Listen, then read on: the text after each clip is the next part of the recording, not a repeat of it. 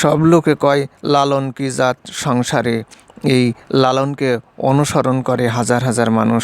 এই লালনকে অনুসারী এক চাচার সাথে হঠাৎ নদীর ধারে আমার পরিচয় হলো।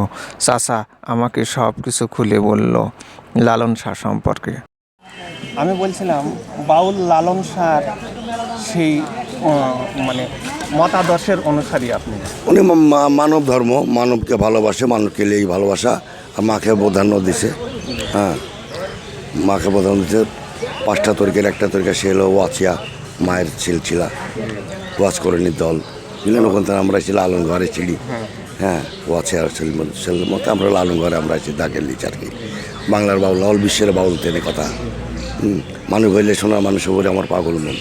আমরা সেই ধর্ম করি বুঝলেন। তো মানুষকে বলা, মানুষকে ডাকি ডুকি একটু ভালোবাসা, দুটি কথা বলা, প্রেম প্রীতি 2-4টি কথাবার্তা বলো, মাকে ভালোবাসো এবং আপনার সঙ্গে ভালোবাসো, পূর্বপুরুষের কল্যাণে লাগাও, পূর্বপুরুষকে ভালো মানে পূর্বপুরুষকেও স্মরণ করতে বলছি আমরা। যার পূর্বপুরুষ যারা চলে গেছে, আমার দাদা দাদি নানা নানি বলিয়া আলো গাছ করতো, যারা চলে গেছেন।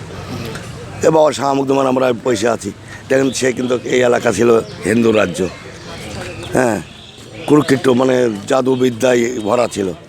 বাবা শাহ মুগ্ধম আইসি জাদুবিদ্যার থেকে মুক্তি করি রাজশাহীবাসীকে শান্তিতে রাখছে। বলি আলো গাছ করছে, আমাদের ক্ষমতায় হয় নাই। তারা আইসি জয়লাভ করছে। এরম জায়গায় জায়গায় তারা আইসি ওরকম বলি আলো গাছ করে যেখানে যেখানে যারা বসছে তারা এই মানুষের কল্যাণের জন্যই লেগেছে।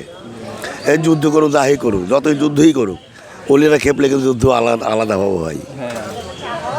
যে যতই যুদ্ধ করুক, অলিরা খেপলে আলাদাভাবে যুদ্ধ হয় বুঝলেন না। অলিরা মরণে ভয় করে না।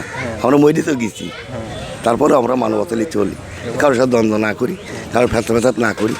হ্যাঁ, ভালো শ্রদ্ধা দিয়ে কথা বলবো। হয়তো আপনি শালা বললে আপনি বুঝ দেবো কেন বাবা কেন শালা বললাম। এটাই হলো মূল শিক্ষা। মূল শিক্ষা কী অপরাধটাই করলাম বলো, তোমার খেলাম না পড়লাম না, তুমি আমাকে অন্যায় বললা, এটা তো আল্লাহ পদ্মক্ষ করে না।